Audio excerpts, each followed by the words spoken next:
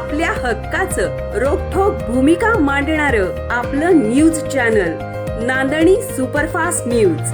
घटना तुमची, बातमी आमची. कराड तहसील कार्यालय येथे सैनिक दरबार बैठक संपन्न.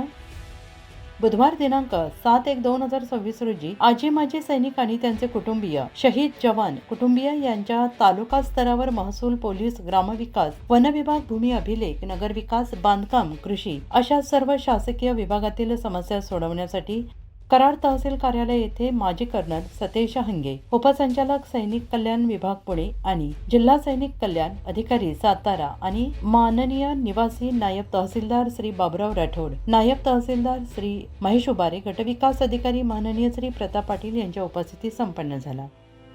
यावेळी कर्नल सतेज हंगे, उपसंचालक सैनिक कल्याण विभाग आणि जिल्हा सैनिक कल्याण अधिकारी यांचे तहसील कार्यालय आणि अमृतवीर जवान अभियान समिती आणि सैनिक कक्ष यांच्या वतीनं निवासी नायब तहसीलदार श्री बाबुराव राठोड यांनी पुष्पगुच्छ आणि शाल देऊन सन्मान केला. यावेळी कर्नल सतेज हंगे यांनी सैनिक कल्याण विभागातील विविध कल्याणकारी योजनांची माहिती दिली. नायब तहसीलदार श्री बाबुराव राठोड, गटविकास अधिकारी श्री प्रताप पाटील यांनी मार्गदर्शन केले. त्यांनी सांगितले की ज्या समस्या अडचणी ज्या विभागातील असतील त्या तात्काळ सोडवण्यात येतील, असंही त्यांनी आपल्या मार्गदर्शनामध्ये म्हटलेलं आहे.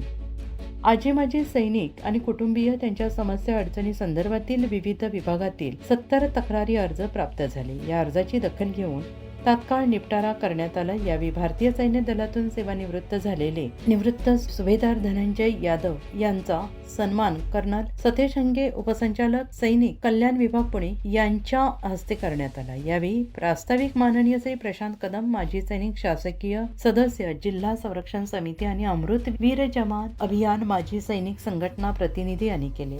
आभार निवृत्त सुभेदार मेजर राजाराम माळी यांनी केले.